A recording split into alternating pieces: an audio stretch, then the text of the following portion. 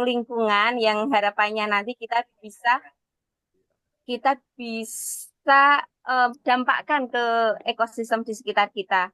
Nah, harapannya nanti guru mampu meningkatkan kepedulian terhadap lingkungan dengan mengajak murid-muridnya dan ekosistem di sekitarnya agar bisa merawat alam dan lingkungannya. Nah, tujuan kelas spesial ini yaitu peserta mampu memahami mengapa sih perlu mempelajari isu lingkungan atau kelestarian alam. Juga peserta mampu memahami konsep tata kelola ekosistem dan keanekaragaman hayati Indonesia yang adil dan berkelanjutan. Terus peserta juga mampu mengimplementasikan konsep kepedulian alam dan lingkungan dalam pembelajaran dan ekosistem sekitarnya. Nah, kemarin kan sudah belajar P5 dan aplikasinya gimana ya? Nah, ini nanti kita bisa belajar lebih dalam lagi tentang isu lingkungannya. Kita sangat beruntung karena bersama kita hadir seorang pakar yang telah lama mendedikasikan dirinya untuk terhadap pendidikan lingkungan, yaitu Bu Dwi Widya Mutiara. Yuk kasih aplaus dulu. Bu Dwi Oke, Widya Mutiara. makasih. Panggilannya siapa ya, Bu? Bu Widya atau Bu Dwi? Ah, Dwi, Mutiara biasanya nih. sering dipanggil Oh, Dwi. Mbak Dwi. Iya. Ya, Selamat datang ya Mbak Dwi. Mohon maaf tadi tadi ya nggak apa-apa. nama Sama-sama Bu dulu. Ferry. Nah, Bu Dwi ini lulusan S1 dan S2 Pendidikan Geografi dari Universitas Pendidikan Indonesia, nggih, Bu. Nah, sejak tahun 2011 beliau aktif sebagai volunteer volunteer di Earth Hour Bandung dan kini menjadi Education Officer di Yayasan WWF Indonesia. Nah, dengan pengalaman panjangnya, beliau akan berbagi ilmu tentang pentingnya pendidikan lingkungan dan peran kita sebagai pendidik dalam menjaga ekosistem sekitar. Yuk, mari kita sambut Bu Dwi Widya Mutiara. Kasih aplaus dulu dong. Terima kasih Bu Ya, Ferry. silakan Bu. Baik, selamat siang Bapak Ibu Guru. Semoga sehat-sehat selalu dan senang sekali pada kesempatan ini saya bisa mengisi kegiatan bersama teman-teman dari Yayasan Guru Belajar untuk Wardah Inspiring Teacher. Baik, mungkin izin saya langsung memulai kegiatan. Saya izin share, mudah-mudahan bisa dengan baik.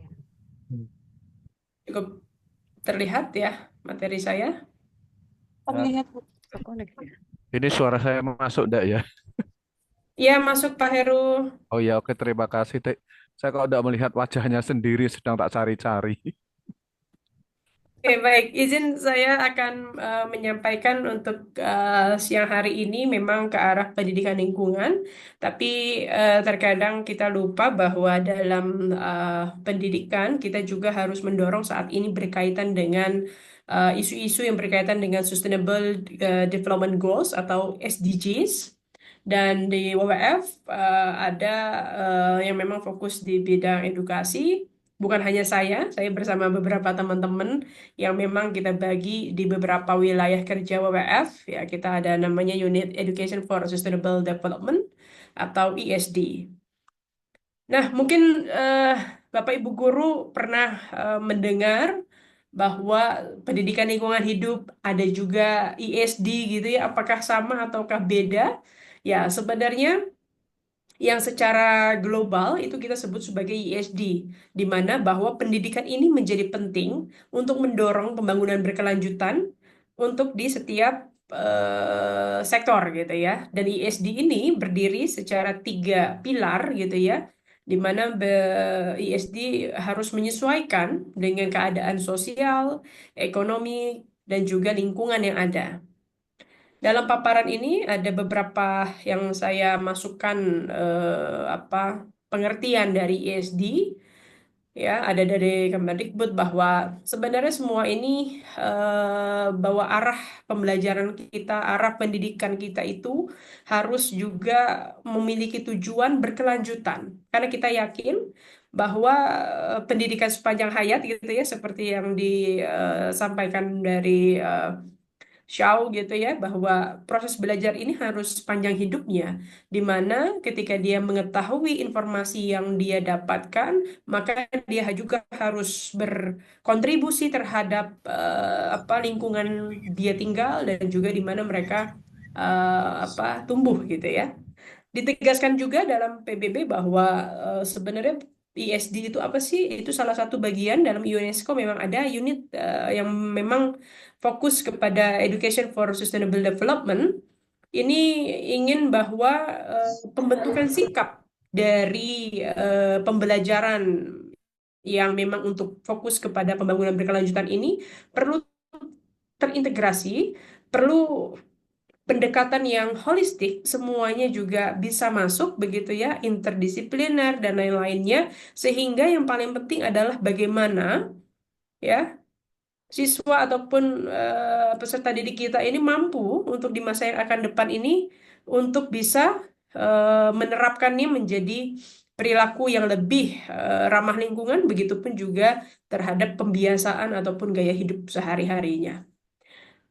Nah, lalu apa aja sih yang memang menjadi eh, fokus gitu ya, yang memang menjadi tujuan dari pembangunan ESD ini, dari pendidikan pembangunan berkelanjutan, di mana poin-poin ini menjadi penting yang mungkin seharusnya Bapak Ibu guru juga ada gitu ya, hadir dalam ESD ini. Yang pertama pasti kita melibatkan pendidikan formal dan non formal.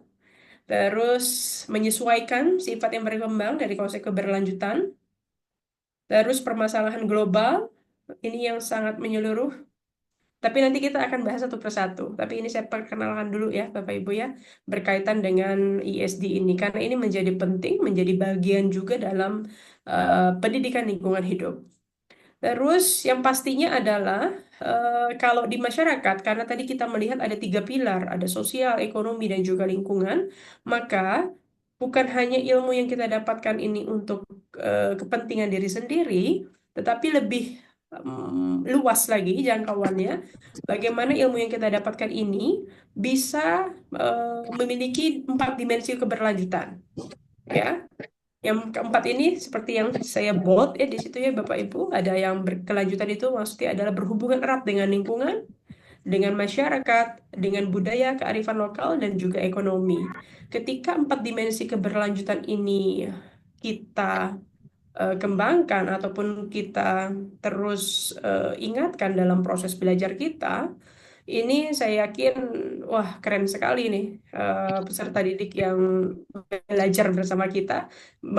Mereka bisa mendapatkan empat nilai keberlanjutan ini, sehingga lingkungan terjaga, masyarakat dan juga kebudayaan lokal terjaga, ekonomi juga bisa dihasilkan dari keseluruhan ini, sehingga mereka mampu untuk bisa memanfaatkan lingkungan sekitar dengan sebaik mungkin dan juga cukup begitu ya. Karena kita tahu kalau bicara mengenai lingkungan Bapak Ibu, sumber daya alam yang kita punya saat ini ya di Indonesia ini sangat kaya sekali, tetapi kalau pemikiran kita hanya untuk saat ini saja, maka akan dihabis-habiskan atau dieksploitasi sebanyak-banyaknya. Tapi dengan cara kita berpikir bahwa kehidupan kita masih ada untuk masa yang akan datang, efek dari keberlanjutan itu, maksudnya dalam pemikiran kita nih harus lebih luas, lebih global, bahwa kita jangan memikirkan saat ini aja, gitu ya. Wah, ini keren sekali sehingga jadilah terbentuklah pembelajaran sepanjang hayat gitu ya atau pembelajaran seumur hidup.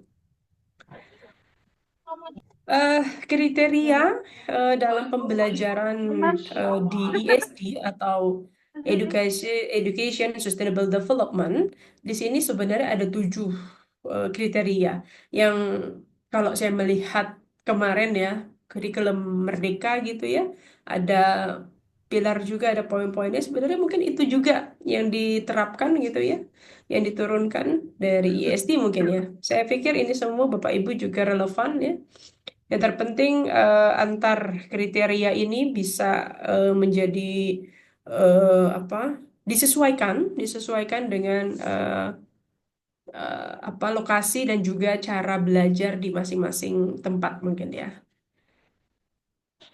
Ruang lingkupnya, kalau kita tadi melihat ada 3, ada sosial budaya, ada lingkungan, ada ekonomi. Ini sebenarnya secara keseluruhan ini saling mendukung, ya. Tetapi kalau kita ingin melihat fokus utamanya ke arah lingkungan, ada 5 poin di sini ya, yang berbicara mengenai lingkungan, ada sumber daya alam, ada terkait dengan perubahan cuaca, ada pembangunan pedesaan, urbanisasi, terus juga pencegahan dan penanganan bencana. Nanti saya akan putarkan sedikit satu video, ataupun tadi sebenarnya sudah saya putarkan sambil menunggu Bu Ferry. Izin sebentar, saya putarkan satu video. Mohon maaf Bapak Ibu kalau memang agak terlalu cepat, saya bisa diingatkan saja. Tapi saya akan putarkan satu video sebentar.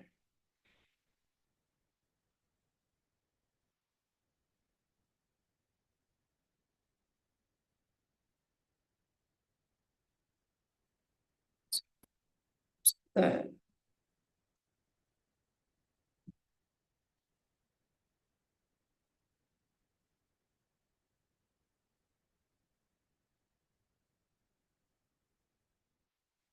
All seen photos of rainforests destroyed, rivers littered with plastic, news of wildfires and species going extinct. Biodiversity loss may not be happening at our doorstep, but it should hit close to home. Everything on our planet, including us, is interconnected and interdependent. Biodiversity is like a delicate set of bricks or Jenga tower. The more bricks and the more connections between them, the stronger the tower. But when one piece falls, the whole structure can come crashing down. Here's why you should care about biodiversity loss, no matter where you are in the world.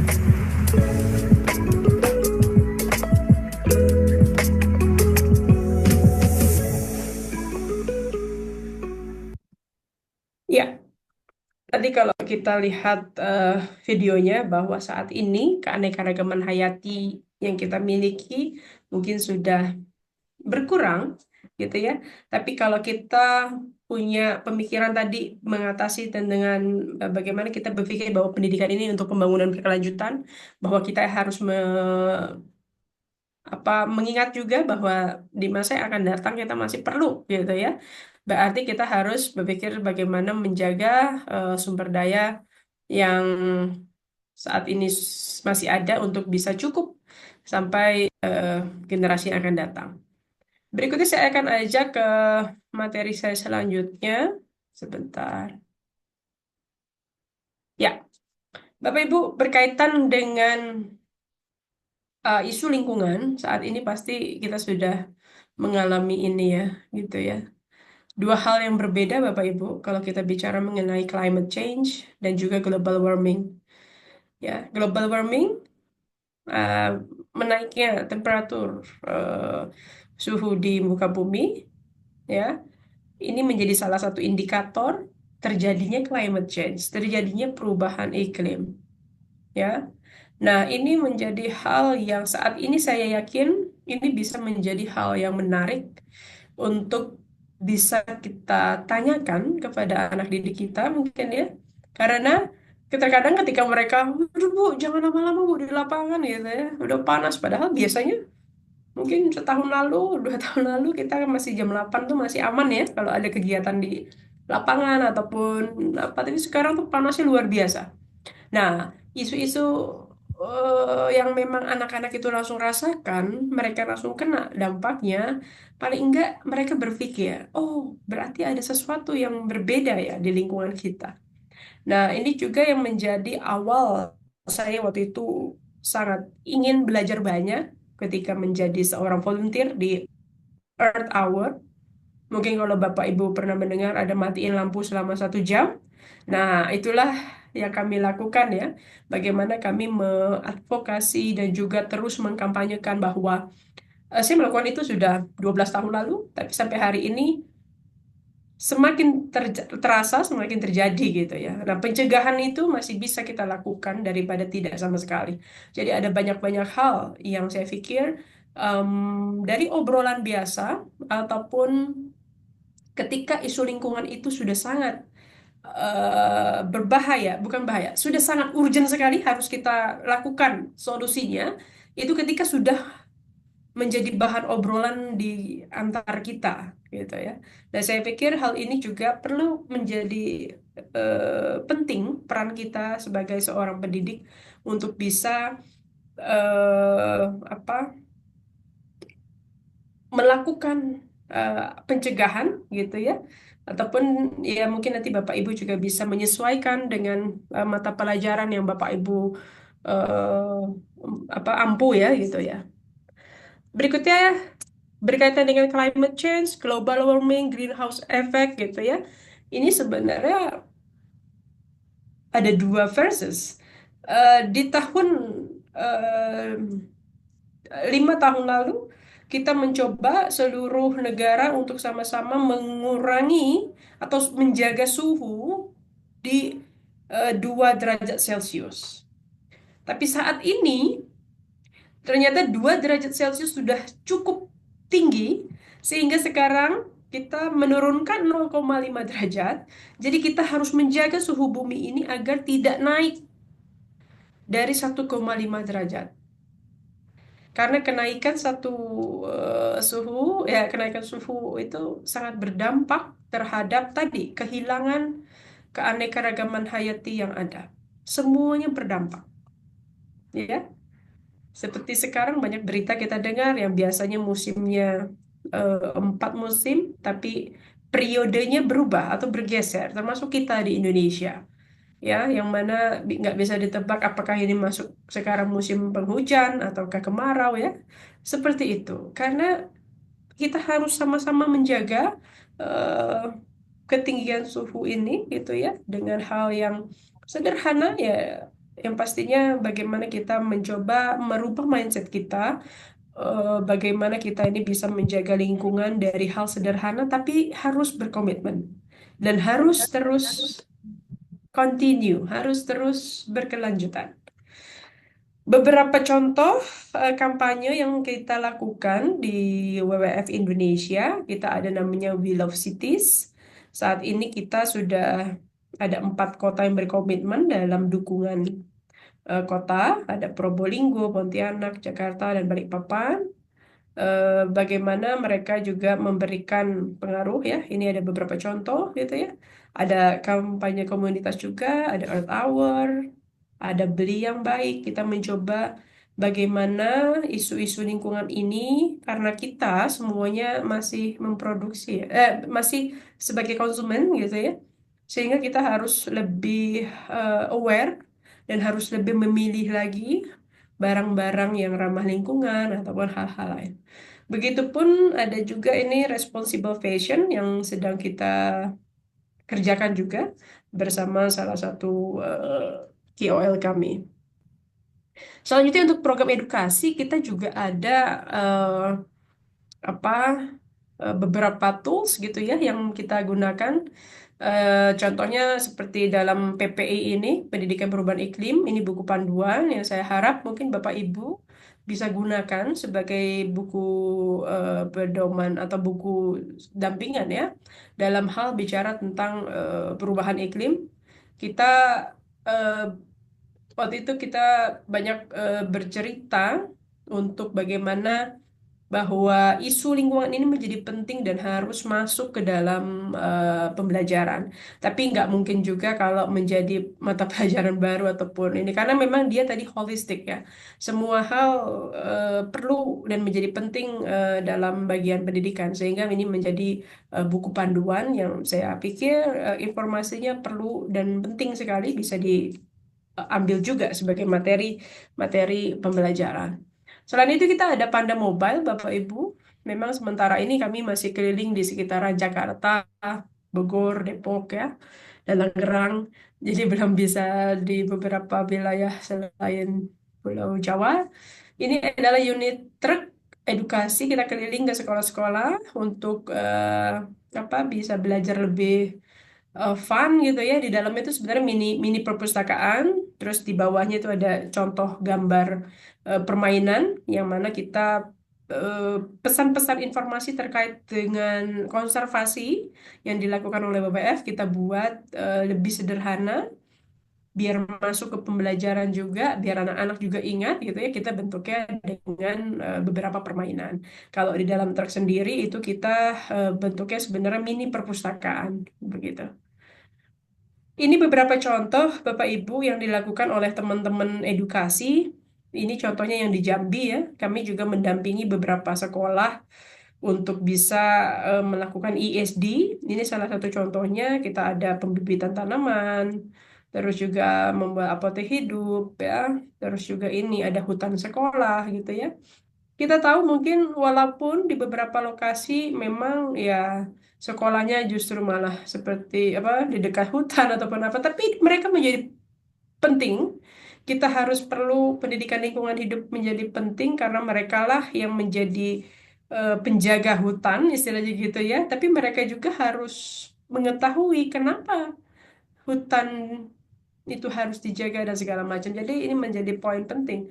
Bukan berarti kita yang hanya tinggal di kota ini saja yang perlu. Justru kita lebih banyak belajar dari teman-teman yang memang sekolahnya berada di sekitar. Nah ya, ini juga contohnya kita memanfaatkan halaman sekolah untuk budidaya ikan dan segala macam. Karena tadi prinsip ISD itu bagaimana kita ini bisa apa-apa yang kita dapatkan dalam pembelajaran itu bisa langsung dipraktekkan gitu ya, tapi juga tadi ada efek atau apa ada pengimbasan terhadap sosial, ekonomi dan lingkungan gitu ya. Jadi ini juga bisa dibudidayakan dan segala macam. Ini juga contoh ya beberapa yang berkaitan dengan pengelolaan sampah ya, utamanya sampah-sampah organik dan juga sampah anorganik. Oke, itu dulu mungkin sesi yang pertama. Kalau nanti masih ada, sebenarnya saya mau ada satu share materi lagi, tapi Bu Ferry bagaimana? Ya, kita sebenarnya masih ada waktu sampai jam 3 ya untuk pemaparan materi. Setelah itu kita bisa diskusi. Nah, ini teman-teman gimana? Mau tambah materinya lanjutkan atau mau diskusi dulu nih untuk materi sebelumnya? Ini menarik sekali ya tentang ESD, Education Sustainable Development, yang ternyata memang kita sangat butuhkan sebagai guru. Jadi kita punya panduan. Oh, lanjut dulu. Oke, Oke, baik. teman-teman kita lanjut. Siap. Silakan, Bu. Ya, karena saya pikir ini saya ketika menyiapkan materi, wah kalau cuma satu kayaknya agak kurang. Saya juga ingin berbagi, justru saya ingin mendapatkan masukan juga. Walaupun saya juga berlatar belakang, saya seorang guru gitu ya. Tapi saat ini sedang menjadi guru keliling di WM. Tapi jiwa saya sebagai guru ya nggak bisa berhenti. Justru saya ingin banyak lagi belajar dari Bapak Ibu guru hari ini. Ada satu materi yang saya pikir ini menjadi penting untuk saya sampaikan berkaitan dengan peran kita sebagai guru dan harusnya kita bisa menjadi pengingat terus untuk anak didik kita ya bahwa bumi kita saat ini sudah seperti apa sih gitu ya.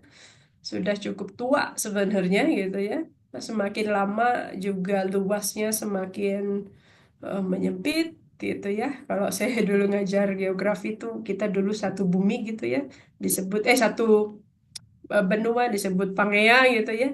Tapi sekarang mungkin kita lihat hanya berapa persen lagi sebenarnya yang perlu kita jaga ya. Karena kepedulian ini bukan hanya bagi kami disebut sebagai orang-orang yang peduli terhadap lingkungan saja, tapi kita juga menjadi penting bahwa kerusakan di muka bumi, kebaikan alam yang ada itu juga pengaruh kita. Ya, sekarang makin banyak pastinya bicara tentang populasi, ya, dan diproyeksikan bahwa akan semakin banyak lagi di 2050 gitu ya. Tapi ini apakah betul saat ini kita tuh apa sudah cukup peduli belum sih terhadap lingkungan kita gitu ya. Bicara mengenai peningkatan konsumsi kita sehari-hari gitu ya.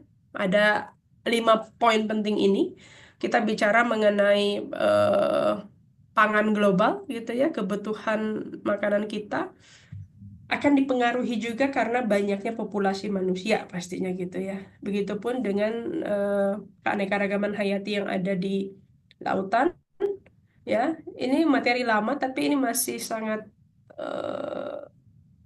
penting banget gitu ya. Justru malah sekarang saya biasanya Relevan menggunakan ya. materi ini untuk kita melihat lagi, oh iya ternyata eh, beberapa tahun yang sudah berjalan ini bukannya semakin baik bumi ini, tapi justru semakin mengancam gitu ya. Utamanya juga bukan hanya untuk kita juga harus ingat bahwa kita harus berbagi ruang dengan makhluk hidup yang lainnya. Bapak Ibu mungkin pernah melihat, pernah mendengar terkait dengan jejak ekologis gitu ya. Berbicara mengenai jejak ekologis ini sebenarnya menjadi penting dan pengingat kita juga bahwa apakah yang kita lakukan selama ini tuh meninggalkan jejak gak? Ya, jejak yang ya baik pastinya ya, ilmu yang baik gitu ya untuk kita sebagai guru mungkin ya. Tapi untuk ke lingkungan yang ada mungkin ternyata kita penyumbang terbesar nih emisi CO2 gitu ya. Apakah yang tepat tuh sebenarnya kita ya udah lebih efektif menggunakan sistem hybrid seperti ini, tapi jangkauannya lebih luas, ya nggak apa-apa gitu. Dibandingkan misalkan kita harus terus berpergian dari satu kota ke kota lain gitu ya. Tapi kita harus ingat gitu, jejak kita meninggalkan jejak ekologis, meninggalkan jejak terhadap lingkungan kita. Dari mulai dari kendaraan kita, dari energi yang kita pakai dan lain sebagainya. Jadi ini sebenarnya yang perlu kita sama-sama ingat gitu ya, bahwa kalau kita terus tidak peduli terhadap lingkungan, maka kita jugalah yang menyebabkan bumi ini semakin tua dan semakin apa ya, sumber daya alamnya makin sedikit mungkin karena mungkin jejak ekologis kita teh nggak berkurang malah terus bertambah. Jadi kita harus mulai berpikir pelan-pelan apa ya model pembelajaran yang lebih fleksibel, tapi kita juga tidak menghasilkan CO2 yang terlalu banyak kayak gitu kita. Bahwa ini dampaknya gitu ya. Ternyata teh masih banyak sekali kadang isu lingkungan ini akan berdampak secara langsung dengan masih banyak orang yang dia kelaparan, air bersih itu juga gitu ya. Selain itu terkait dengan akses listrik karena energinya juga belum menggunakan yang energi terbarukan gitu. Terus lalu apa? Nah, saatnya kita berbagi, menciptakan tempat tinggal yang setara, bahwa kita tahu bumi ini hanya terbatas, jadi kita harus saling berbagi. Ada industri, ada keanekaragaman hayati ya, dan ini semua akan berdampak gitu antara pangan kita, air dan energi ini menjadi satu kebutuhan yang sangat penting saat ini untuk kita sebagai manusia tinggal di muka bumi ya. Terus apa yang bisa kita lakukan? Nah, ini adalah beberapa mungkin pengingat kita gitu ya. Kita harus terus melakukan penghijauan pastinya karena kita nggak tahu lagi kalau semuanya berubah jadi pohon batu bata gitu ya istilahnya mah. Maksudnya adalah lebih banyak pembangunan dibandingkan penanaman pohon, maka oksigen kita kan juga masih butuh ya untuk kehidupan makhluk hidup yang lain gitu ya. Terus beli yang baik ini menjadi salah satu kampanye kita di BBF bahwa kita harus ketika kita menjadi seorang konsumen, bagaimana kita menjadi konsumen yang bijak. Ketika mau membeli sesuatu, oh iya, nggak usah lagi pakai plastik misalkan gitu. Bukan hanya selain itu, tapi kita harus tahu apakah yang kita beli itu berdampak buruk untuk lingkungan atau tidak. Nah, kayak gitu. Jadi hal-hal seperti itu yang perlu kita juga lebih peduli. Ya, selanjutnya kalau yang ini berkaitan dengan daur ulang ya, ini terkait dengan pengelolaan sampah. Bagaimana kita mencoba untuk mengurangi belanja-belanja kita teh selama ini akan menjadi sampah yang cepat nggak sih gitu? Ataukah kita beli yang cukup mahal misalkan gitu ya kalau dari segi bahaya biaya, tapi dia awet gitu ya nggak perlu kita beli tiap tahun atau tiap bulan. Misalkan dia bisa lebih ramah lingkungan dan sebagainya. Terus kita bicara mengenai energi berkaitan dengan ya kita mengharapkan kan sebenarnya harusnya Indonesia bisa ya dan memanfaatkan sumber-sumber energi yang memang terbarukan dan lain sebagainya. Terkait dengan air juga bagaimana kita bisa menghemat Ya, kita harus mengingat seperti tadi wilayah di Indonesia semakin ke timur kan krisis air bersih juga itu masih menjadi persoalan kita. Ya, jadi konsumen ya, ini beberapa contohnya. Dan yang terpenting Bapak Ibu berkaitan dengan ini green lifestyle juga adalah kita harus bijak gitu ya, menjadi konsumen yang baik. Bahwa ini yang perlu kita ingat bahwa kami tidak mewarisi bumi ini dari nenek moyang, sebaliknya justru mungkin kami yang meminjamnya dari anak-anak kami. Baik, itu aja Bu Ferry. Terima kasih. Terima kasih, Bu Dwi. Oh, berat nggak sih? Berat ya, tapi memang itu isu yang sangat penting sekali, yang seringkali kita tidak sadar. Gimana sih kita itu sebenarnya pengen menjaga lingkungan, cuman kadang kita nggak tahu harus mulai dari mana. Nah, mungkin tadi sudah banyak sekali pemantik yang Bu Dwi sampaikan ya, ya yang juga bisa kita buat memantik anak-anak didik kita supaya bisa bisa melihat ke lingkungannya, ke sekitarnya itu bagaimana sih lingkungan kita, apakah sudah apa namanya sudah ramah lingkungan atau belum. Nah, mungkin teman-teman sudah banyak sekali yang pengen pengen cerita ya, pengen cerita dan pengen bertanya harus bagaimana. Ini saya lihat sudah banyak yang eh, mengangkat tangan, mau langsung bertanya, monggo. Silakan dari Bu Rahmawati dari grup 12 ya. Ya, Monggo Bu. Bu. Ya, terima kasih untuk waktunya. Terima kasih kepada Bu Dwi Widya Mutiara yang telah menyampaikan banyak sekali tadi ya, yang menjadi pemantik bagi kami. Mungkin ada beberapa hal yang ingin saya sampaikan. Saya sangat tertarik dengan topik ini, nggih. Sedikit cerita dulu itu ketika saya masih sekolah, itu saya dulu kalau zaman dulu itu ada namanya sahabat WWF ya. Nah, kemudian di situ saya juga pernah mendapatkan kartu-kartu seperti kartu hewan-hewan untuk edukasi seperti itu. Nah, apakah untuk saat ini itu bahan-bahan belajar seperti itu masih disediakan oleh WWF untuk pembelajaran kepada siswa? Nah, kemudian mungkin tadi disampaikan ada modul, nggih. Mungkin selain modul itu apakah ada bahan-bahan belajar yang bisa kami akses? Karena jujur saja, karena sebagai guru itu, khususnya kalau guru di sekolah dasar, itu kadang kita kesulitan untuk menyampaikan kepada anak-anak, mau mulainya dari mana, itu kita bingungnya di situ. Kemudian mungkin kalau sekarang kan ada P5 dengan tema gaya hidup berkelanjutan, dan kita ini sayang ya, mungkin teman-teman yang lain juga sama, itu kita hanya browsing aja di internet. Nah, alangkah lebih baik apabila kita itu mendapatkan sumber yang memang itu tuh relevan dan kredibel. Jadi ketika kita mencari materi, kita mencari bahan belajar itu sudah ada ini loh di sini loh. Nah, kita tinggal mengakses. Mungkin seperti itu. Terima kasih.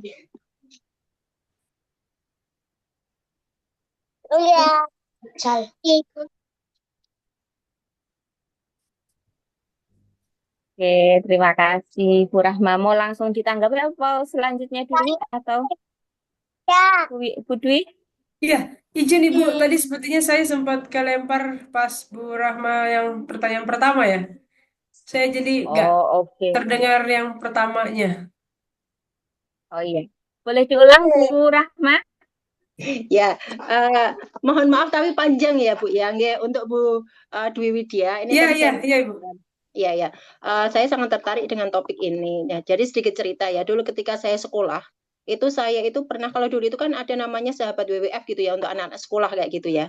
Nah, itu kemudian saya juga pernah mendapatkan seperti kartu-kartu yang isinya adalah hewan-hewan, kemudian ada namanya itu untuk bahan pembelajaran. Nah, kemudian saya menanyakan apakah saat ini itu juga masih tersedia bahan-bahan belajar seperti itu yang mungkin bisa kami akses untuk pembelajaran siswa-siswa kami. Nah, mungkin tadi disampaikan Ibu kan ada modul tadi ya. Nah, mungkin selain itu apakah ada?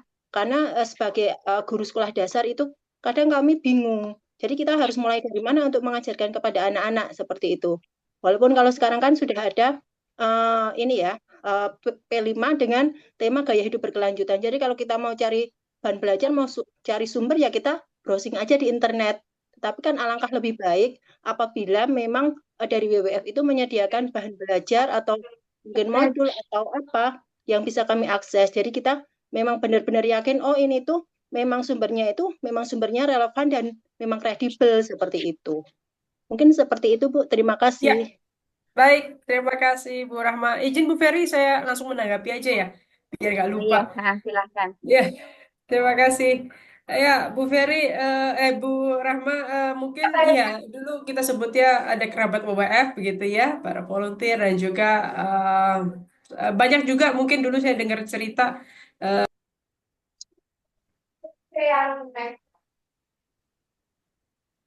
Baik, sepertinya Bu Dwi kelempar lagi. Ah, Mungkin ini oke, memang halo, halo, cuacanya sudah masuk lagi. Oke, sudah masuk? Iya, karena sudah. saya lagi di Cibubur ini hujan deras, tapi ini sudah agak reda sih. Mudah-mudahan aman. Iya, jadi bicara mengenai kerabat WWF, dulu namanya kerabat WWF, sekarang tuh berubah nama gitu ya. Jadi namanya Mona atau Member of Nature. Dan memang saat ini masih secara umum, general, info-info terkait dengan lingkungan ini biasanya akan disampaikan ketika menjadi member begitu ya. Tapi memang kalau yang diedukasi untuk di tim kami itu saat ini sudah ada sebenarnya beberapa modul berkaitan dengan isu-isu yang berkaitan dengan konservasi tentang lingkungan. Cuman mungkin masih terbatas. Yang kita sedang kerjasama juga dengan teman-teman YGB ini sedang merancang terkait dengan isu sampah gitu ya. Kemarin sempat juga sudah ada buku terkait dengan modul sampah, terus juga tentang zero waste school gitu ya.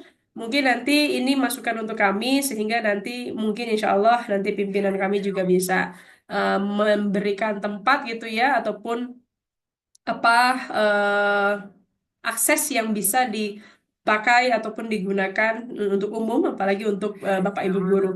Mungkin itu dulu Bu Rahma yang bisa saya sampaikan. Ya, terima kasih, Bu. Ah, Sama-sama. terima kasih. Kita jadi ikut seneng kalau kalau dapat itu ya media ya. Terima kasih. Selanjutnya Pak Muslimin. Monggo Pak Muslimin dari grup 3. Nggih, matur suwun sangat. Terima kasih Bu Peri. Alhamdulillah sore hari ini bisa berjumpa di forum yang sama. Sebelumnya di pembimbingan sebelumnya. Bu Dwi, tadi isu yang disampaikan itu isu yang global gitu ya, yang besar. Menurut saya karena isu-isu global itu sebenarnya bisa muncul dari satuan-satuan pendidikan begitu. Bagaimana WWF itu memiliki program-program atau kolaborasi dengan satuan-satuan pendidikan karena di satuan pendidikan itu banyak sekali hal-hal yang sederhana tetapi menjadi dampaknya luar biasa begitu. Contoh, sampahku belum menjadi tanggung jawabku. Nah itu sampai hari ini belum tuntas-tuntas walaupun ada proyek penguatan profil pelajar Pancasila gitu kan. Guru-guru dan peserta didik sibuk bawa sampah dari mana gitu justru memunculkan sampah baru. Nah isu-isu yang disampaikan tadi yang secara global itu coba dikerucutkan untuk langsung menyentuh karena peserta didik ini kan adalah bagian dari bangsa ini dan mereka itu besar bergeraknya nanti secara global juga akhirnya pada akhirnya itu kan. Nah, saya eh kayak sekarang itu anak-anak kalau di ruang kelas kalau tidak pakai AC itu panas luar biasa. 2 AC aja masih tidak cukup gitu kan. eh saya coba one student one tree. Saya punya program satu siswa satu pohon setiap tahunnya. Dan karena sekolah saya itu ada di lingkungan perumahan, artinya pohon-pohon itu udah mulai jarang gitu kan. Tapi di koridor-koridor gitu kan, di taman-taman semaksimal mungkin itu saya tanam pohon-pohon dan saya ikutkan peserta didik dan orang tua terlibat di situ begitu. Nah, hal-hal yang seperti ini apakah ada dari WWF sehingga paling tidak saya bisa mendapatkan informasi dan strategi-strategi atau tip-tip yang bisa memberikan kesadaran kepada peserta didik bahwasanya mereka itu sadar akan lingkungan, sadar akan sampah. Karena kan lingkungan itu yang mengotori itu berangkatnya dari sampah itulah, dari sampah gitu. Nah, jadi bagaimana menurut Bu Dwi kalau kita satuan pendidikan mau berkolaborasi dan kira-kira strategi-strategi apa bagi kami guru-guru ini bisa mendampingi peserta didik sehingga mereka memiliki kesadaran terhadap sampah dan lingkungannya sehingga dari satuan-satuan pendidikan ini berdampak secara global. Terima kasih Bu Dwi dan Bu Ferry.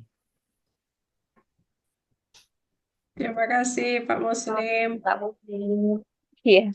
Wah, ini benar sekali Bu Dwi. Memang tadi yang disampaikan kan memang global sekali ya. Padahal Ya, sesuatu yang global itu dari sesuatu yang kecil.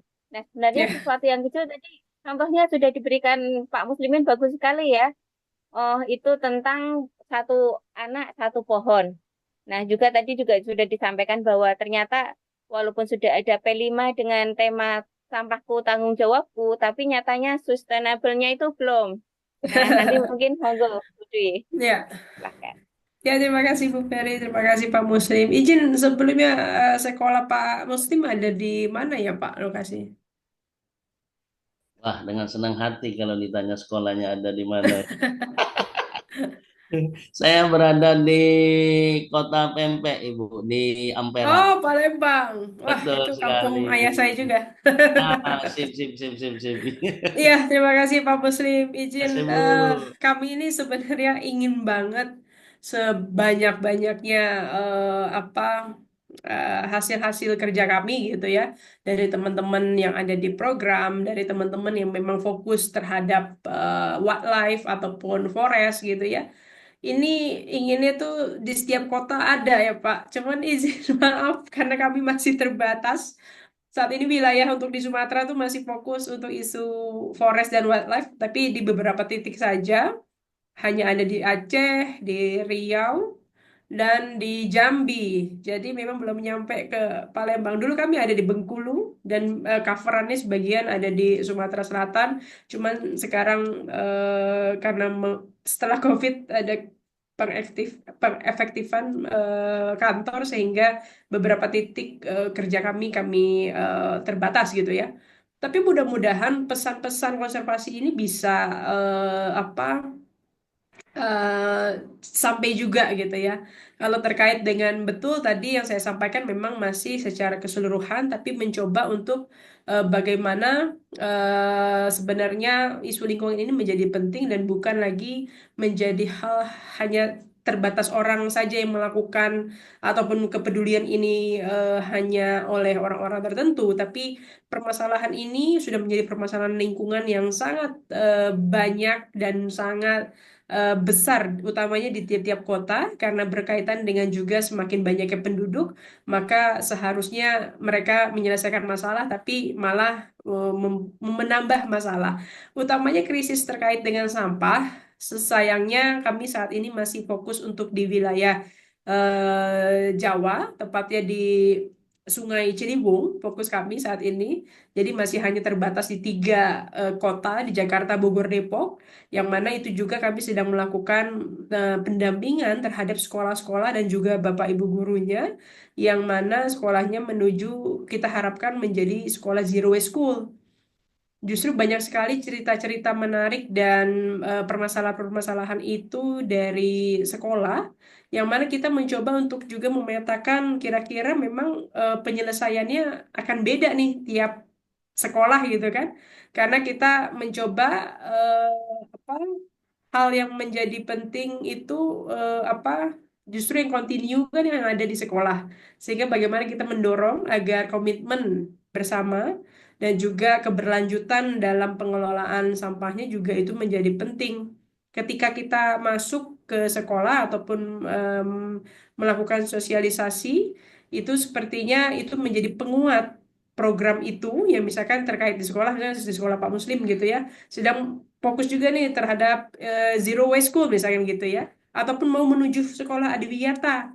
Tapi sekarang kalau di kami melihatnya justru kita mencoba bagaimana bukan justru dari sekolah yang sudah adiwiyata ataupun yang akan. Justru kami hadir untuk mendorong agar secara mandiri sekolah juga berkomitmen gitu untuk menjalankan terkait dengan isu permasalahan lingkungan ini menjadi penting yang harus masuk juga di sekolah sehingga penyelesaiannya dan juga continue-nya tadi berkelanjutannya itu bisa sama-sama terus terjaga. Nah, yang biasa kita lakukan pendampingannya justru memang penting adalah menjadi pendamping dengan Bapak Ibu guru karena Bapak Ibu guru kan yang akan terus berada di sekolah itu gitu ya. Jangka waktunya akan lebih lama dibandingkan dengan anak-anak yang setiap tahun mungkin akan berganti. Tapi paling tidak pesan-pesan yang kita sampaikan terkait dengan bagaimana isu lingkungan ini penting, menjaga satwa itu juga penting, menjaga mengurangi sampah itu menjadi penting. Nah, itu menjadi permasalahan utama yang perlu kita sama-sama mungkin selesaikan, Pak Muslim. Tapi mohon maaf, sepertinya kami belum bisa berkunjung ke sana. Tapi mudah-mudahan kami sangat senang ketika secara hybrid gini gitu ya, ada satu sesi ataupun kita bisa menjadi guru tamu untuk anak-anak bisa lebih menjadi pendorong ya untuk bisa lebih jaga lingkungan. Kami sangat senang sekali. Itu mungkin Pak Muslim. Iya. Karena sebentar ya Pak Heru ya. Karena kita tidak bisa menggantungkan masalah ini ke orang lain kan ya, harus kita mulai Betul, dari diri pasti kita ya. sendiri. Tanggung jawabnya kita bersama, tapi mungkin justru Ya, kita ingin mengajak dan berkolaborasi. Nah, jadi mungkin bisa dimulai dari kita sendiri apa yang bisa kita lakukan gitu ya, Pak Muslim ya. Pak, iya benar. Terus itu dari kita ngelihat sekeliling kita itu gimana, apa yang bisa kita lakukan dari hal yang terkecil, paling tidak memilah sampah itu saja mungkin itu sudah sangat keren sekali kalau masing-masing sekolah bisa memilah dan mengolah sampahnya. Nah, terima kasih. Selanjutnya Bu Titi Handayani dari grup 7. Silahkan Bu Titi. Terima kasih, suara saya terdengar. Terdengar Ibu? Sudah terdengar. Iya. Terima kasih. Seperti Pak Muslim yang tadi sampaikan, sama Ibu, di sekolah kami itu sekolah adiwiyata Ibu, terkait dengan kemungkinan-kemungkinan apa saja yang harus kita rencanakan terkait dengan isu lingkungan. Nah, kami mencoba dari mulai dari diri kita sendiri, dari perencanaan, pelaksanaan serta evaluasi. Kami memulai dengan pengolahan sampah. Nah, kok ini pengolahan sampah kok menarik ya gitu. Terus kemarin LH itu datang ke sekolahan kami berbincang, melakukan melakukan sosialisasi terkait dengan sampah, karena krusial sekali terkait dengan sampah. Sebetulnya adiwiyata itu banyak sekali ya, di dalamnya ada konservasi air, konservasi tanah, konservasi energi dan sebagainya. Nah, kami fokus di sampah karena sampah itu kalau yang lain ya, kalau yang lain misalnya konservasi energi, kami melalui RPP dan sebagainya, terus pembiasaan ke anak itu sudah kami lakukan, tetapi sampah betul-betul kami wah banget gitu loh, banyak sekali ya sampah yang dihasilkan. Nah, kami berusaha mulai dari kantin karena sumber utama sampah itu kantin, Pak Muslim. Sebetulnya kantin itu membawa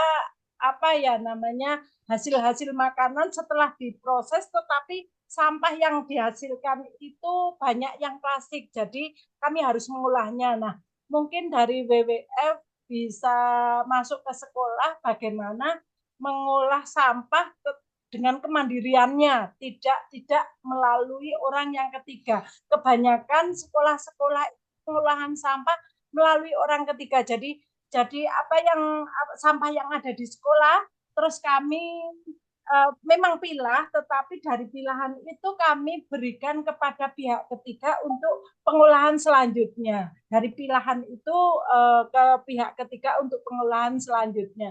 Kami berharap sekolah juga bisa bisa mungkin dari akses-akses yang dibincangkan tadi, bagaimana kami mengolah, sekolah itu bisa mengolah sendiri terkait dengan sampah yang dihasilkan oleh anak-anak. Memang suatu penilaian dan sebagainya sebetulnya itu bukan penghargaan terus menang begitu, tetapi menurut kami adalah pembiasaan anak, bagaimana anak membiasakan dirinya untuk bisa membuang sampah dengan baik dan sebagainya. Seperti pengolahan sampah, konservasi yang lain-lainnya, tidak hanya sampah. Nah, mungkin akses-akses itu yang kami perlukan untuk kami belajar bagaimana kami bisa memberikan dampak kepada anak sehingga sampah ataupun lain-lainnya itu ilmu-ilmu yang lain bisa kami dalami dan berikan kepada anak-anak. Kalau kami adiwiyatanya Ibu adiwiyata tingkat nasional sudah. Nah, ini mau menuju tingkat mandiri 2021 tingkat nasional, 2000 ini menuju ke mandiri. Mohon bimbingan supaya dampaknya ke anak itu betul-betul luar biasa. Terima kasih Ibu. Baik, terima kasih Bu Titi. Monggo ini butuh dukungan sepertinya. Iya, selamat ya. Oh, iya, monggo Bu Dwi. Ya, terima Oh, kasih Bu oke. Titi, Bu Ferry. Izin tadi saya ada menyampaikan di chat ya, itu ada contoh BMP atau Best Management Practice yang kita kerjasama dengan teman-teman YGB juga untuk bagaimana merancang dan juga menjalankan inisiatif pengurangan sampah ya. Itu bentuknya modul aktif ya, ada beberapa yang mungkin ini bisa juga digunakan ya dari Bapak Ibu guru juga. Ini lebih untuk bagaimana mengajak kebijakan ke arah kebijakan, bagaimana sekolah juga berkomitmen. Makanya isu yang paling banyak memang saat ini isu sampah menjadi menarik dan perlu kita sesuaikan yang pastinya Bapak Ibu dengan kondisi dan kemampuan sekolah karena nggak bisa hanya tadi betul ya bukan hanya karena mau adiwiyatanya aja atau karena sesuatu hal aja tapi tadi konsisten dan komitmennya yang perlu terus diingatkan gitu ya dan perlu kolaborasi semua pihak gitu ya baik dari Bapak Ibu guru yang sudah membuat program dan juga mungkin dari Bapak Ibu kepala sekolah terkait dengan kebijakan. Begitupun dengan bagaimana kita melakukan pembiasaan dan terus-terus memang diingatkan terkait dengan bagaimana merubah gaya hidup yang lebih ramah lingkungan, misalkan dalam pengurangan sampah, menghasilkan sampah gitu ya. Bagaimana kita bisa mulai mencoba dari pihak kantin juga kita kerjasama untuk bagaimana ya kita mencari alternatif lain selain menggunaan plastik ataupun hal-hal lain gitu ya. Walaupun pasti ujung-ujungnya ada hal yang lebih repot pastinya, misalkan kayak kita harus membawa tambahan gelas misalkan gitu ya, ataupun piring, ataupun resikonya akan ada di pihak kantin misalkan ketika dia nyediain piring plastik gitu ya. Ini ada banyak hal juga yang sering aku dengar di beberapa sekolah di Jakarta, Bogor, Depok, ketika mau berkomitmen mengurangi sampah, tapi ada juga resiko-resiko ataupun potensi-potensi yang ketika plus minusnya menjalankan program terkait dengan zero waste itu seperti apa. Memang semuanya perlu kerjasama dan berkolaborasi dan pastinya perlu proses. Saya yakin dalam proses itu, walaupun memang tidak langsung melihat hasilnya, tapi walaupun sedikit demi sedikit anak itu mulai membiasakan membawa sederhana, membawa tumbler, bawa tempat makan. Apalagi kalau sudah yang benar-benar luar biasa, dia bawa sampai kantong kain ada di setiap tasnya. Begitupun Bapak Ibu guru. Wah, itu keren sekali. Bagaimana juga kita memikirkan ketika menghidangkan apakah ada tamu ataupun seperti apa. Kan karena kita melihat praktisnya aja. Wah, mohon maaf masih menggunakan botol plastik misalkan gitu. Karena keterbatasan mungkin apa gelas dan segala macam. Memang ada plus minusnya dan apakah kita siap? Semuanya kembali lagi ditanyakan kepada kita sebenarnya, Bapak Ibu. Itu pun yang kita terus ingatkan ya. Karena kembali lagi yang menjalankan dan bagaimana membuat ini sukses dan tidaknya adalah dari komitmen kita bersama. Bahkan ada juga di beberapa sekolah membentuk tim sendiri gitu ya, duta lingkungan misalkan gitu dan segala macam. Tapi mindsetnya harus perlu kita rubah. Bukan duta lingkungan itu ketika ada acara mereka yang bersih-bersih ataupun seperti apa. Bukan seperti itu. Tapi bagaimana mereka justru mengingatkan terus dan menjadi contoh bagi teman-teman yang lain. Misalkan kalau jenjang SMP ya, OSIS ataupun SMA gitu ya, bikin acara ataupun seperti apa. Oh, Bu, saya nggak usah lagi pakai apa. Kita sediakan untuk tamu tuh udah mulai yang tanpa benar-benar menghasilkan sampah gitu ya. Justru memikirkan dari makanan apa yang memang kalau memang sampahnya organik, kita harus ada pengelolaannya. Kalau memang kita masih terlanjur ataupun ya botolnya sudah ada nih gitu, tapi kita harus berkomitmen tadi memikirkan keberlanjutan. Kalau sudah terlanjur kita menggunakan botol kemasan gitu ya, tapi kita berkomitmen sampah-sampah ini akan kita sumbang misalkan ke bank sampah kah atau ke pengepul yang memang mereka harus mengolah lagi sehingga sampahnya ada nilai untuk selanjutnya. Tapi yang lebih baik sebenarnya bagaimana ya kita berpikir untuk tidak menghasilkan sampah ataupun paling enggak yang biasa menghasilkan sampah sehari 5 sampah atau apa, tapi kita mencoba untuk mulai mengurangi terus gitu dan terus berkelanjutan. Mungkin itu Bu Titi, Bu Ferry. Iya, terima kasih. Nah, betul sekali ya. Jadi kita perlu ingat impian tinggi. Impian tinggi kita kan bisa menjaga lingkungan, mengurangi sampah. Itu memang harus berat di awal dan memang tidak bisa praktis dan mungkin ribet banget. Cuman kita harus selalu ingat itu memang butuh komitmen yang besar sekali sih. Betul seperti Bu Sari bilang ya, sama seperti Bu Dwi bilang tadi, lebih baik membangun kebiasaan mengurangi sampah daripada mengolah sampah. Ya benar. Terus tadi yang lain juga iya. Nah, terima kasih juga tanggapan-tanggapan yang lain yang mungkin bisa teman-teman baca juga ya. Selanjutnya Bu dari Dona. Kita masih punya waktu 10 menit. Bu dari Dona, monggo. Ya, terima kasih. Assalamualaikum warahmatullahi wabarakatuh. Waalaikumsalam warahmatullahi wabarakatuh. Terima kasih Bu Ferry. Terima kasih Bu Dwi. Pertanyaan saya mungkin agak berbeda dengan yang lain. Kebetulan sekolah saya ada di daerah Bintaro, Tangerang Selatan, dan kebetulan di sekolah kami tidak ada kantin. Jadi anak-anak memang membawa langsung makanan dari rumah. Artinya sampah di sekolah memang tidak terlalu menjadi bagian yang perlu dipermasalahkan karena anak langsung bawa makan sendiri dan bawa minumnya juga pakai tumbler. Jadi kami menyediakan galon-galon di kelas. Pertanyaan saya mungkin terkait dengan lingkungan yang ada di sekolah, Bu, yaitu terkait dengan emisi. Jadi anak-anak itu kan di sekolah kami menggunakan kelas ber-AC. Kemudian di rumah mereka juga pakai AC dan mereka datang ke sekolah itu menggunakan kendaraan bermotor, baik mobil maupun kendaraan roda 2. Nah, bagaimana caranya untuk membuat mereka memiliki kesadaran terkait dengan kerusakan lingkungan dari emisi-emisi yang mereka buat gitu loh. Terlebih karena ini kan menyangkut juga kepada kebijakan yang dibuat oleh orang tua untuk membuat anak-anak itu merasa nyaman dengan semua aktivitas karena kadang-kadang kalau kami pun mengadakan acara di luar itu karena anak-anak sudah terbiasa dengan kondisi yang nyaman mungkin gitu, itu komplainnya luar biasa gitu. Tidak hanya dari anak-anak, bahkan kadang ada orang tua juga yang mempertanyakan kenapa acara itu di luar terlalu lama. Seperti itu. Mohon pendampingan juga. Terima kasih. Assalamualaikum warahmatullahi wabarakatuh. Wah, Waalaikumsalam benar ini warahmatullahi masalahnya wabarakatuh.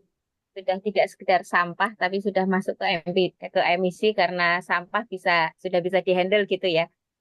Monggo, ini gimana nih? Iya, Monggo, Dwi. ini menjadi penting dan menarik sekali, Ibu Dora ya. Berkaitan dengan emisi, yang kalau sederhananya biasanya sih kita termasuk juga di kantor ya, biasanya kita menjaga suhu AC itu di 25. Tapi ketika memang nggak banyak orang di dalam ruangan kami itu yang harusnya 20 orang, kalau memang cuma 5, 8, itu masih nyaman. Tapi sekarang ketika panasnya sudah luar biasa, kadang, aduh, boleh turunin nggak? Ingat, harus 25 gitu ya. Memang kesadaran dan komitmen kembali lagi, cuman memang kita harus tadi menjaga. Idealnya memang di angka 25 derajat, Ibu, itu bagaimana kita menjaga agar apa suhunya itu bisa menyesuaikan karena biasanya kalau langsung dingin juga ataupun ketika awal kita menyalakan energi yang akan naik akan juga tinggi ya, lebih stabil ketika memang sudah apa kita mengatur suhunya itu akan mempengaruhi pastinya. Tapi memang terkait kenyamanan kadang ya menyesuaikan dengan eh, apa kebiasaan di keluarga masing-masing saya yakin. Tapi ketika informasi-informasi terkait dengan bagaimana kita harus menghemat energi, bagaimana kita harus mengurangi emisi, kalau memang itu ada di apa di tiap mungkin ada pengingat misalkan di dekat saklar di kelas, ada pengingat ataupun di dekat remote AC kelas ada batas suhu agar tetap terjaga sekian. Saya pikir media pengingat dari apa visual itu juga bisa membantu seharusnya untuk anak-anak bisa mengingat. Begitupun kita yang ada di sekolah ya, bukan hanya sekolah, mereka juga mungkin siapa tahu apa inisiatif itu bisa dibawa ke rumah sehingga mengingat, oh ya, kalau listriknya lampunya tidak ada orang ya harus dimatikan kayak macam itu. Itu juga menjadi langkah-langkah efisiensi penggunaan energi dan juga berkaitan dengan mengurangi emisi. Karena berkaitan emisi mungkin bisa jadi, Bu, misalkan gitu ya, saya dulu pernah ketika masih kuliah di Bandung tuh lagi penelitian di salah satu sekolah yang memang apa fokus banget pembelajaran secara holistik. Mereka ada dalam satu semester tuh 2 kali kalau nggak salah kegiatan yang memang bagaimana orang tua mengantarnya di titik tertentu. Setelah itu anak-anaknya menuju ke sekolahnya ya jalan. Sekaligus dapat tentang pengurangan emisi, dapat sehatnya, terus apanya lah kayak gitu. Nah, hal-hal itu bisa menjadi contoh ataupun ide, saya yakin paling enggak kita ada aware terhadap bagaimana kita peduli terhadap lingkungan dari sisi mananya. Kalau memang efektif dan efisien energi, bisa dirancang mungkin kegiatan semacam itu. Paling enggak setahun sekali, bisa 2 kali nih menyumbang gitu kan dari sekian anak yang ada di sekolah. Ketika itu kan paling enggak kita mengurangi energi. Termasuk juga dengan kegiatan Earth Hour sebenarnya. Kegiatan Earth Hour itu sebenarnya sederhana mengajak orang untuk mematikan lampu selama 1 jam. Kalau dilakukan bersama-sama di waktu yang sama, secara bersamaan, mudah-mudahan kan energi yang di save banyak gitu ya. Sederhana hanya mematikan lampu, kita melakukan apalah hal yang bisa kita lakukan selama 1 jam untuk mencoba membuat bumi ini istirahat sebentar. Gitu mungkin Bu eh, Dona ya. Ya, saya juga jadi ini dapat insight baru nih Inspirasi. tentang ini. Iya. Ya, Terima kasih, Bu Dwi. ya sama-sama Ibu. Oke. Selanjutnya Bu Ria Sartika, kita masih ada waktu. Bu Ria Sartika, ada nggak nih? Standby? Kalau nggak kita geser ke sebelahnya ya, Bu Ruwiyatun. Monggo Bu Ruwiyatun dulu aja. Iya, Bu. Assalamualaikum warahmatullahi wabarakatuh. Apakah suara saya bisa terdengar dengan baik, Bapak Ibu? Nah, sudah masuk. Aku jelas. Terima kasih untuk waktunya. Ini tema yang sangat luar biasa menarik sekali. Tadi dari beberapa yang Bapak Ibu tanyakan juga ini apa ya? Saya jadi sangat tergelitik mengenai ini nggih, Ibu narasumber mengenai perubahan iklim ini, bahwa saya kebetulan pada tahun kemarin pernah menerapkan mengenai perubahan isu lingkungan ini dengan zero sampah, kemudian dengan sepentrika kore. Jadi di sini ada berbagai yang reduce itu, dan sampai gerakan tumbler, sampai kami kerjasama dengan kantin, dan sebagainya. Tapi yang perlu digarisbawahi ternyata eh, itu belum menjadikan kesadaran pada siswa. Artinya apa yang dilakukan itu lebih banyak ke arah karena ada aturan, karena ada apa perintah dan sebagainya. Nah, kebetulan pada saat tahun kedua kami mau mengadakan refleksi seperti itu, saya mutasi ke sekolah lain. Nah, di sini saya pikir sama enggak ya di sekolah yang saya baru. Nah, kemudian ternyata saya merefleksikan dari yang sudah diterapkan. Kebetulan di P5 itu saya koordinator sekolah, jadinya agak leluasa juga dalam memberikan ide dan sebagainya. Nah, di sekolah baru ini ternyata saya refleksi dari yang lain, apa mungkin belum tergali ya keresahan dari siswa, atau mungkin kebutuhan dari siswa belum tergali, sehingga siswa itu hanya cenderung untuk formalitas melaksanakan tugas, melaksanakan perintah dan tata aturan yang ada di situ. Nah, ternyata di sini saat dalam minggu ini saya coba untuk menggali keresahan, itu justru yang sulit itu, yang meresahkan itu karena anak itu ternyata tidak merasa resah.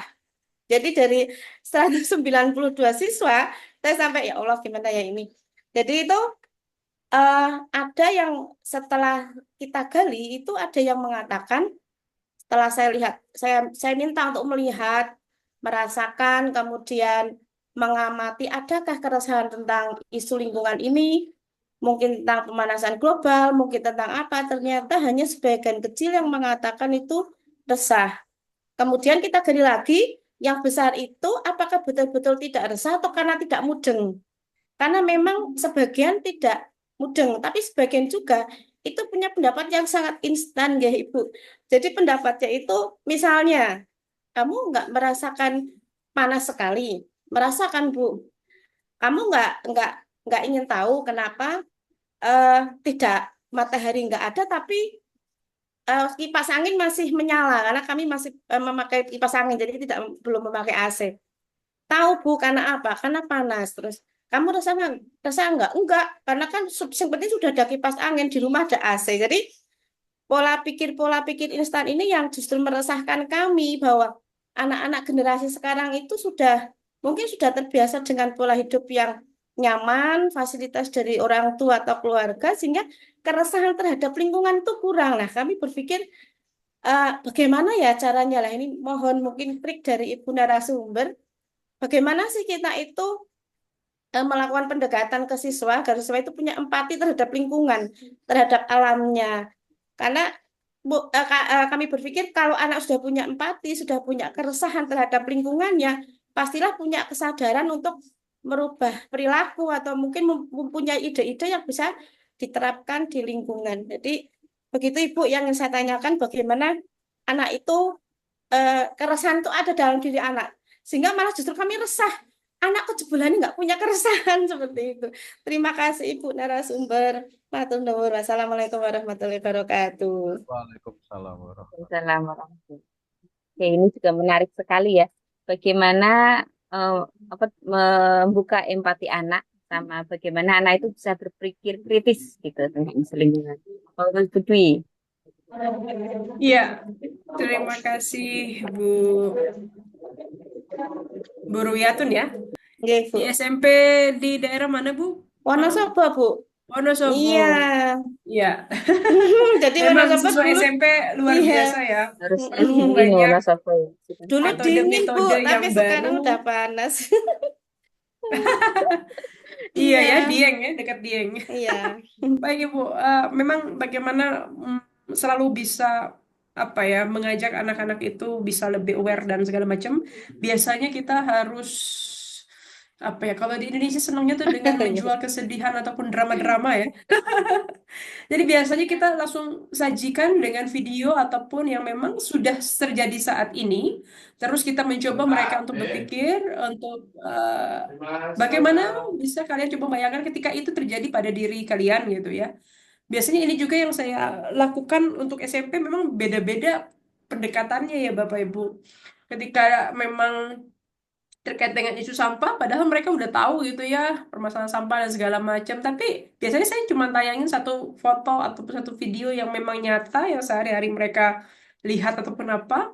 Terus ya dengan bagaimana keresahan ini kalau kalian nggak lakukan penyelesaian yang saat ini, maka dampaknya juga akan banyak gitu ya.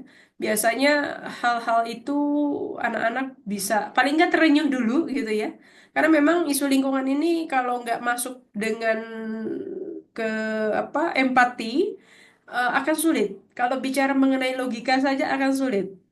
Jadi masuknya harus dari empatinya juga, emosionalnya juga, sehingga mereka berpikir kalau kalian melakukan hal ini tidak menyelesaikan permasalahan ini, maka ya nggak tahu deh ke depannya bagaimana. Tapi sentuhan itu menjadi penting ketika mereka akan bikin sesuatu hal yang oh iya ya. Biasanya baru silahkan deh kalian mau mengekspresikannya lewat mana, entah dia bikin lewat video ataupun seperti apa, tapi saya yakin itu masuk di ingatan mereka, Bu. Dari empatinya dan pasti akan mempengaruhi ke emosional. Sehingga mereka, oh ya, ayo Bu, kita adain bikin program apa. Saya pikir untuk jenjang SMP sudah bisa untuk kita ajak diskusi bersama ya terkait itu. Ataupun hal sederhana misalkan, ayo deh kita bikin, kalau dia memang OSIS gitu ya, bikin deh satu program yang mana harus ada nih, ataupun programnya apa, tapi paling enggak sudah dimulai untuk, oh iya, kita membuat bikin program misalkan acara musik, acara budaya, tapi harus tetap isu lingkungan ini harus masuk di segala hal, segala macam kesempatan. Karena bukan lagi menjadi pembiasaan yang harus tertentu, tapi untuk menjaga lingkungan itu sudah menjadi keharusan bersama yang bukan hanya di lingkungan sekolah, mudah-mudahan dia akan ingat juga ketika di rumah ataupun di lingkungan tempat tinggalnya. Paling nggak mereka mau kerja bakti ataupun apa ya. Seperti itu mungkin Bu Ruwiyatun. Ya, Empati terima kasih. dan emosionalnya kita harus nyentuh ke arah sana. Terima kasih sekali Ibu untuk pencerahannya. Sama-sama Ibu. Saya bisa menjawab ya, Bu Ruwiyatun. Ini karena waktunya mepet, satu lagi aja ya, Bu Ria Sartika. Setelah itu mungkin nanti bisa dilanjut di IG-nya Bu Dwi, nanti bisa di-share Ya, IG-nya boleh, juga ya boleh. kalau mau ngobrol Boleh. lebih lanjut. Nanti juga hal ini bisa didiskusikan juga di grupnya masing-masing nih. Kayaknya seru nanti kalau didiskusikan di grup. Oke, monggo Bu Ria. Ya, Assalamualaikum warahmatullahi wabarakatuh. Waalaikumsalam. Waalaikumsalam warahmatullahi wabarakatuh. Iya, izin Bu, saya Ria Sartika dari Palembang, merupakan rekan Pak Muslimin juga ya. Ini Bu, terkait dengan tugas kami ya Bu ya, tentang Wardah itu kan ada pembuatan implementasi P5 Bu ya. Nah, saat ini kan saya memilih kelas ini sangat berhubungan sekali dengan lingkungan. Karena di sana itu kan saya membuat program mengelola sampah Bu. Bersama siswa-siswi di SD saya itu sudah memilah sampah menjadi sampah kering dan sampah basah. Saya ajak anak-anak untuk memilih di sekolah tersebut. Kemudian saya juga sudah melakukan dampak atau hasilnya bisa membuat lampion ya Bu ya, dari sampah-sampah plastik, juga ada poster, juga ada lagi kayak semacam kotak pensil itu. Nah, apakah kegiatan yang saya lakukan itu kan sudah menjurus ke tugas warga ini ya Bu ya. Tetapi kami itu saya juga terkendala tuh memahami makna dari tugas yang diberikan di level 4 ini. Menurut Ibu bagaimana sih masukan agar hasil karya yang saya buat itu sesuai dengan program Wardah pada misi 4 ini? Apakah setelah saya membuat hasil produk itu sudah sesuai? Jadi pekerjaan kami sebagai guru itu sudah selesai. ataukah ada tindak lanjut jika melakukan itu agar lebih baik lagi, sehingga isu lingkungan yang kami pelajari pada hari ini itu berkaitan kayak gitu Bu dengan Zoom sebelumnya. Mohon bimbingan dan masukannya Bu. Terima kasih. Baiklah, ini sudah fokus ke tugasnya ya. Jadi kan harapannya setelah ini kan kita bisa apa namanya P5-nya itu bisa berkesinambungan gitu kan ya. Jadi tugasnya nggak cuma sekedar menggugurkan kewajiban, tapi sudah benar-benar bisa diimplementasikan dan berdampak. Itu mungkin Bu Dwi monggo. Iya, P5-nya itu berarti tentang gaya hidup berkelanjutan ya, Bu. Oke, Ibu siapa? betul. Tadi Iya, Ibu Izin. iya, Ya, Oh benar iya. Bu. Iya. Mm-mm. Nah, kelas 4 itu biasanya memang kalau yang sudah dilakukan kemarin apa, Bu? Apa udah gelaran P5-nya sudah? Baru sebatas membuat itu tadi Bu, hasilnya, hasil produknya kayak gitu. Oh, Untuk gelarannya tuh bagaimana Oke. atau tindak lanjutnya yang bagus dan mantap agar saya lolos ke level 4 ini gimana Bu? Terima kasih. Oh, oke, mungkin saya bisa bantu jawab ya. ya.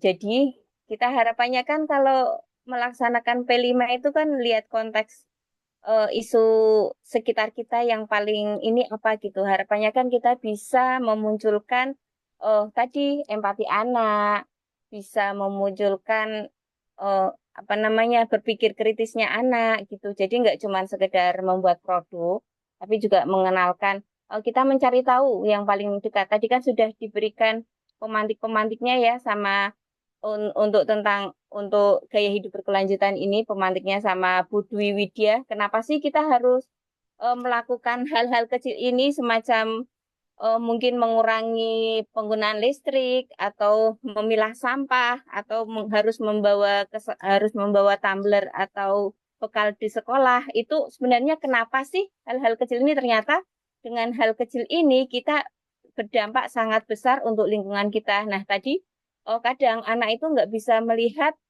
hal-hal kecil ini dampaknya secara langsung gitu kan. Kita pun kadang nggak bisa lihat kan, makanya kadang masih pakai AC sesukanya mungkin yang ber-AC atau pakai lampu kadang nggak kita matiin karena kita nggak tahu bahwa ternyata itu berdampak terhadap lingkungan kita. Nah, tadi juga Bu dari materinya Bu Dwi itu kan bisa dilihat dampak besarnya itu video-videonya itu nanti bisa dipakai untuk teman-temannya. Kita sudah, mohon maaf. Mungkin Waktunya itu udah nanti bisa didiskusikan di grup ya. Mohon maaf, ternyata sudah dipanggil untuk masuk ke main room. Jadi nanti kita bisa lanjut refleksinya di main room. Mohon maaf. Siap. Terima kasih atas Terima kasih. kebersamaannya sore hari Terima kasih, ini. Bu. Ternyata Terima kasih, Bu. sudah Terima dipanggil. kasih, Ya, Bapak nanti Ibu. kita refleksi. Terima kasih.